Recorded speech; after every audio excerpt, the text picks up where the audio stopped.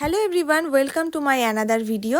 আর আজকের ভিডিওটা সম্পূর্ণভাবে মেকআপের ওপরে, কারণ পুজো তো চলেই এসেছে, আর কিন্তু বেশি দেরি নেই। এবার পুজো চলে আসার সাথে সাথে আমরা কোন দিন কি সাজবো, কোন দিন কি ড্রেস পরবো, কোন দিন কি শাড়ি পরবো, সেটার সাথে মেকআপটাও কিন্তু ভীষণ জরুরি।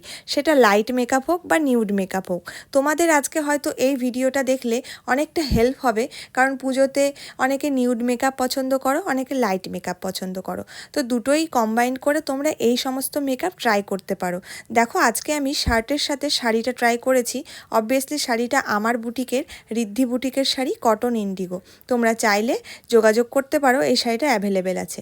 আর তার সাথে দেখো, আমি একটা লাইট স্মোকি আইস করেছি, তার সঙ্গে এরকম একটা সুন্দরভাবে অক্সিডাইজের জুয়েলারি পরেছি, যেটা লুকসটা তোমরা বুঝতেই পারছো কতটা সুন্দর লাগছে দেখতে। আর হ্যাঁ, এটাতে তোমরা চুলটা ওপেনও রাখতে পারো, আবার বাঁধতেও পারো, সেটা তোমার